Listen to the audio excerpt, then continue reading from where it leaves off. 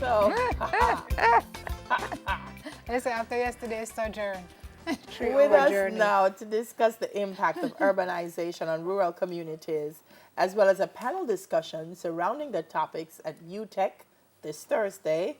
Joining me is UTech Associate Professor of Urban Development and Regional Planning, Dr. Carol Archer, and Melissa Salmon, who's a graduate student rep of the UTech Student Union. Good morning, ladies. Morning. Welcome Thanks to for having Jamaica. us. Thank you. Nice, see, that I have two women here. We're talking about urban planning and development. Doc, I'm going to start with you.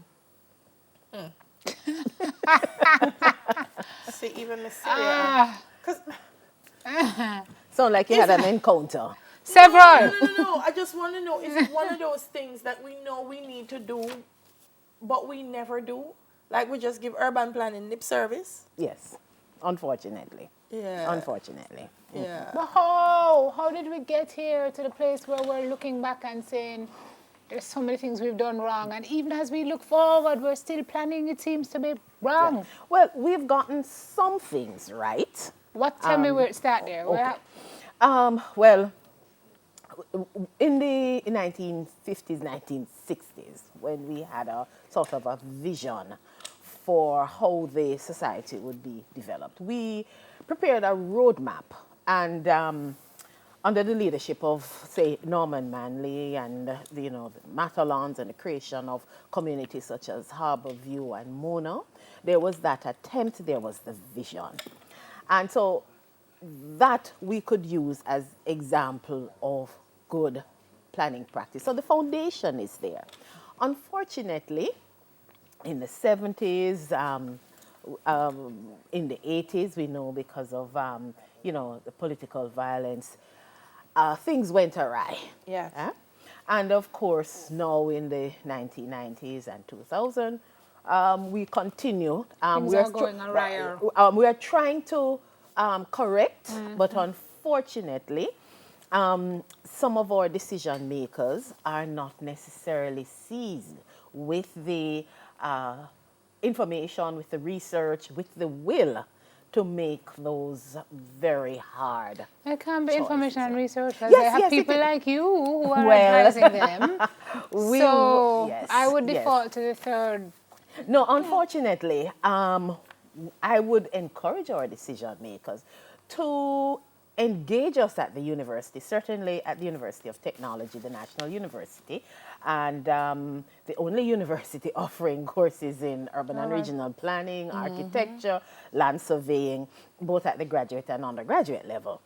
They could engage us some more to provide the necessary data. So, for example, the preparation of the National Spatial Plan. National Spatial Plan is very, very important because it gives us an idea as to where the growth centers are, how the communities in terms of their population, their economic activities, their social activities, how these communities have changed over time. Right.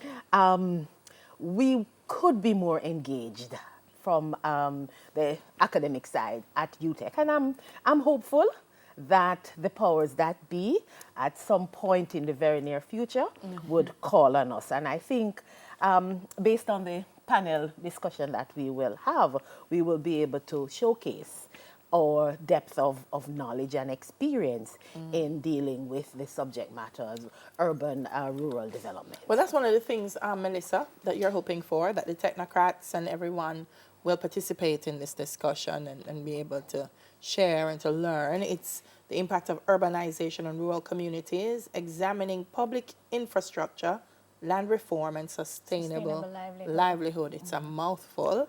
Tell me a little bit about what's going to happen. Well, what we at UTech, and specifically the graduate students, we saw a national issue, and we thought it appropriate to give back in some way by facilitating this panel discussion. So my colleagues and I, we came together and we approached the faculty, and they immediately came on board. So I must thank the University of Technology Jamaica, especially the Faculty of Built Environment for that. But we have several objectives going into the panel discussion, one of which is to examine the pros and cons of urbanization with specificity on rural communities communities? Are there advantages? Are there disadvantages to it? As well as we want to propose solutions on building the way forward. How do we proceed in light of weighing these pros and cons? But also, importantly, we wanted to create a platform, a networking platform for students to engage with corporate Jamaica, government officials, top technocrats as well. Can we talk, Melissa, a little bit about those pros and cons as you mentioned them? Right? Because we're looking at the effects of urbanization on rural areas. communities. What are some of the pros and cons that we're seeing? Well, for one, when we look at where we choose to locate and the type of housing solutions that we provide, we find that in some instance, the rural communities are often at a disadvantage. So when you concentrate housing solution, and particularly middle and upper income housing solution, without giving consideration to what will happen in areas that are strapped for infrastructure, light, water, for example, then that becomes, exacerbate the situation in terms of poverty. When you think of the provision of educational services, the research has shown that you have a concentration of top performing schools in the urban areas. I think as policymakers, once they have with that rural information, teachers. once you have that information, you would look at how do we change that to ensure that in rural areas they get just as important service such as quality But education. even housing solutions, there are many people building housing solutions now in quote-unquote rural areas because we have highway.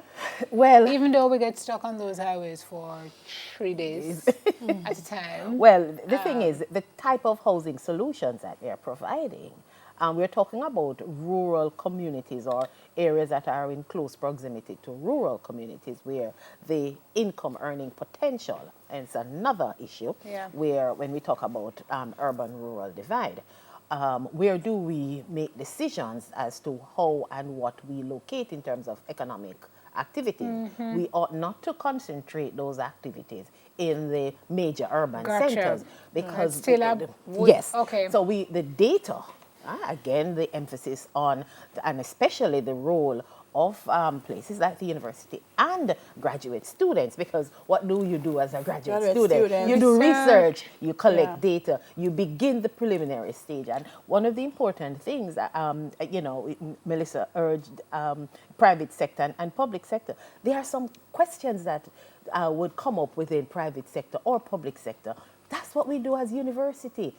Bring us to the table, say, look, we need to solve these problems. Provide us with some of the solutions. We would then, with our graduate students, do the necessary research to provide the solution. Who are some of the people that are going to be on your panel, Melissa? Well, we have a very esteemed panel. So we have Dr. Carol Archer. We have Dr. Amani Ishimo, who focuses on integrated rural development. We have, as our graduate student representative, Mr. Xavier Chevans, as well as we have Mr. Basil Forsyth.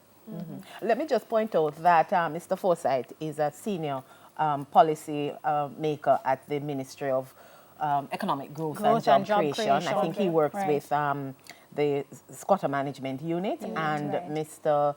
Xavier Chevans is a student, but is also the acting city engineer. What I wanted to ask you too, Doc, because we're talking about urban planning or the ignorance of it in Kingston. Now what I'm seeing in rural areas is the town centers in rural areas are woeful in rural planning. Yes. Because when you get there now, the taxis are all over the place. There's nowhere to park. The market is right here. That is over there. So is it a trickle effect that we haven't done it right in Kingston and it's now going across the island? Urbanizing the rural areas. Well, what is happening, I think, too, is that the local authorities. And interestingly, we're having this conversation as we are celebrating Community Development Month and focusing on the role of the local authorities and local government. We need to strengthen our local government officials. And one way in which we strengthen our local government, one, the financing. Yes, there are various legislations, but I don't think they are strong enough to empower the local authorities so that they are able to make decisions. Then there's the human capacity within the local authorities. Most of our students, after they graduate, they are employed within the Ministry of Local Government. They will tell you they come with innovative ideas, but they don't get the support. They don't get the support in terms of their innovative ways that they can address some of the problems. And they don't get the support in terms of financials to execute the problem. So that's some of the issues we need to discuss. Date again, November when? Okay, so the panel, of course, will be quickly, moderated by Associate Professor Lawrence Newville, and it is this Thursday, November the 15th, at the UTEC Papine campus, and it's in Lecture Theatre 50 by the Shared Facilities Building, and it's 6 p.m. All right. Yes. It is going to be interesting. I mean, just from this discussion alone. And we're encouraging persons to come on out and join us. Yeah, okay, Tafek, everybody. Tafek, how are we, people? From UTEC, Associate Professor of Urban Development and Regional Planning, Dr. Karen Archer, and graduate student representative of the Student Union and very, very articulate young lady, Melissa Salmon. We'll be right back, folks. We have news. You should be. We have news coming up.